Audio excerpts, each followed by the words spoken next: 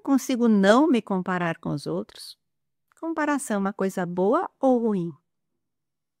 O desejo de se comparar com os outros é universal, o que nos indica que essa capacidade tem uma função de sobrevivência, uma função evolutiva na espécie humana. O nosso cérebro evoluiu buscando padrões como forma de entender o mundo.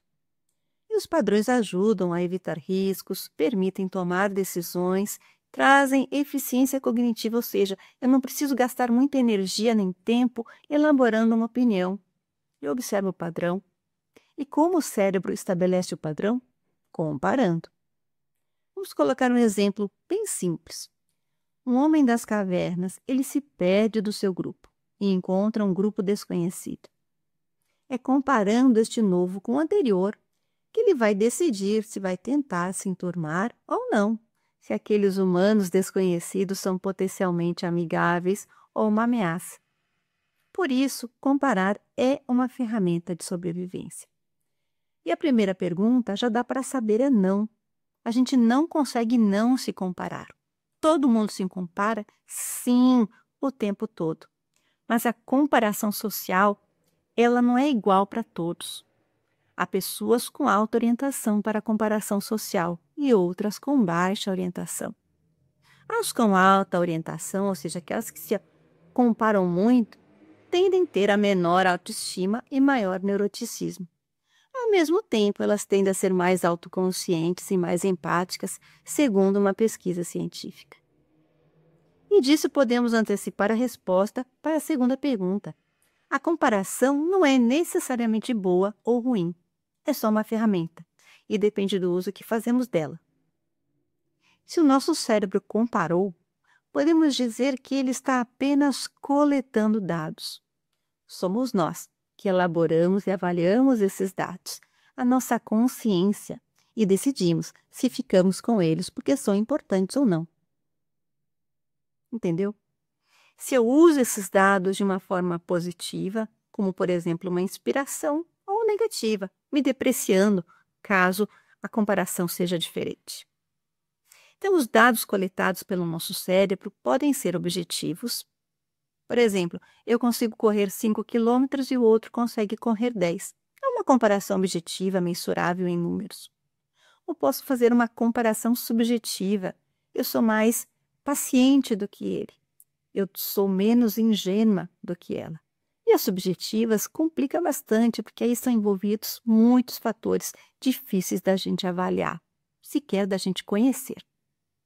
Nós tendemos a nos comparar com indivíduos mais ou menos semelhantes.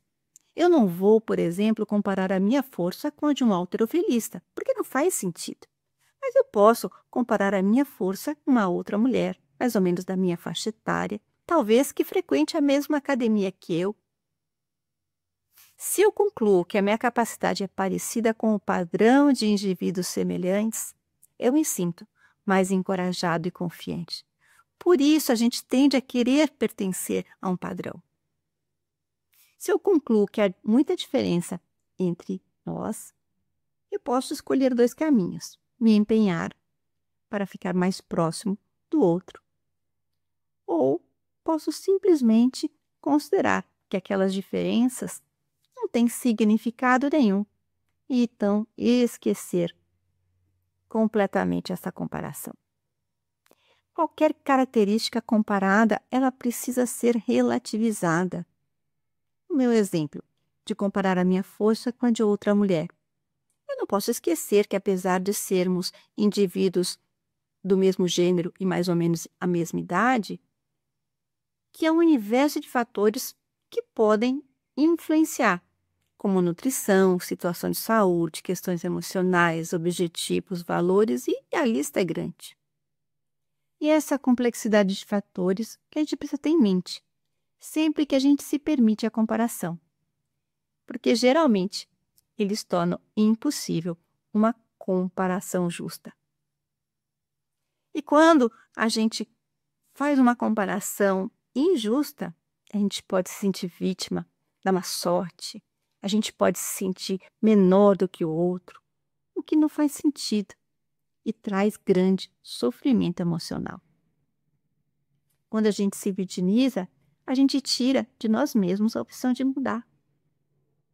E a doutrina nos diz que má sorte não existe, somente causa e consequência, atuais da nossa vida atual ou mesmo de vidas anteriores. E capacidade, somos todos criados por Deus simples e ignorantes, ou seja, partimos do mesmo ponto e vamos nos elaborando um pouquinho a cada existência, até atingirmos a perfeição. Temos uma única vida, eterna e espiritual, e inúmeras existências na carne para aprender, experienciar e evoluir. E não é uma questão de se vamos chegar à perfeição, se vamos chegar ao estágio de espíritos puros. É uma questão de quanto. Então, se a gente insistir em comparar e ficar com estes dados que comparamos, que seja para nos compararmos com nós mesmos. Eu me comparo com a Águida do passado, seja o passado de dias atrás, seja o passado de ontem, hoje eu fiz melhor do que ontem, ou um passado mais distante, como eu era anos atrás e como eu sou hoje.